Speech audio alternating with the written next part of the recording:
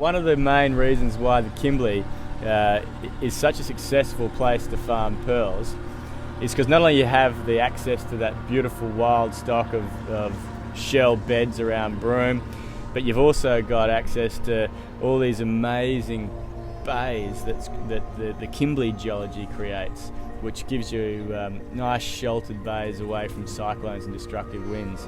That once you've collected that shell, you can then take them to these bays and you can grow them without losing them all every time a cyclone comes along.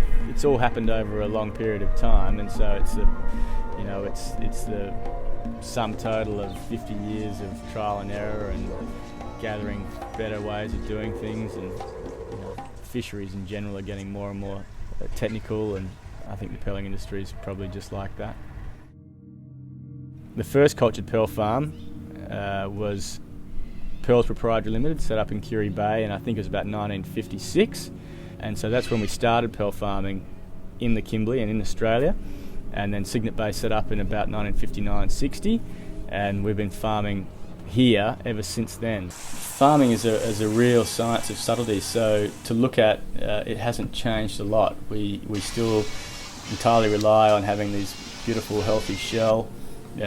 We still use a nuclei either made of mother of pearl shell or Mississippi clam shell like they did back then. We still take a bit of graft tissue from a mantle of another shell and we use that.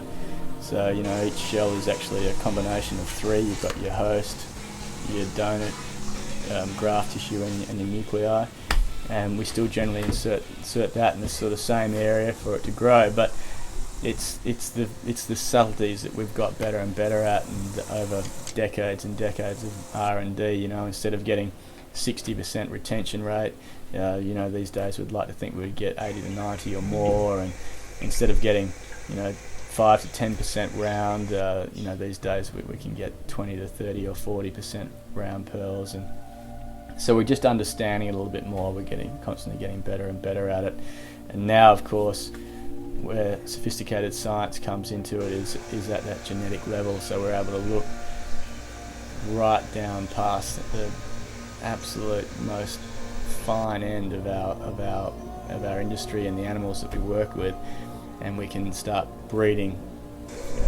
our pearl shell to suit our environment. So we can breed stock of shell that are specifically designed to grow and culture pearls here in Cygnet Bay, as opposed to another bay even just around the corner, or overcome issues with diseases or climate change and all those types of things. And so that's where I think cutting edge science is starting to, I suppose, in many ways kind of play God with our simple industry as it does with everything else. So Broome and the Kimberley has this unique natural resource of the largest shell in the world. And whilst there are pockets of Pinctada maxima found through Asia and some other areas, they don't have the perfect environment for them to proliferate like we have here. That's the reason why the first industry was so successful, because there was just this enormous amount of shell that just seemed to never run out. And then of course as we transitioned into the cultured pearling industry, that same resource meant that when we started out and we started producing what's called a South Sea pearl, or a pearl that's produced in Pinctada maxima, there really wasn't anywhere else in the world that could produce any volume of them. So Australia was producing these gems that nowhere else in the world was. The Japanese pearl is much smaller, grown in an Akoya shell. Then of course hatchery technology came along, where we figured out how to breed these shell and then produce a whole lot more, and of course that allowed it anywhere, even through Southeast Asia, that they could find some shell, they could breed them and then actually start growing large numbers. So that took away the competitive advantage of the natural resource.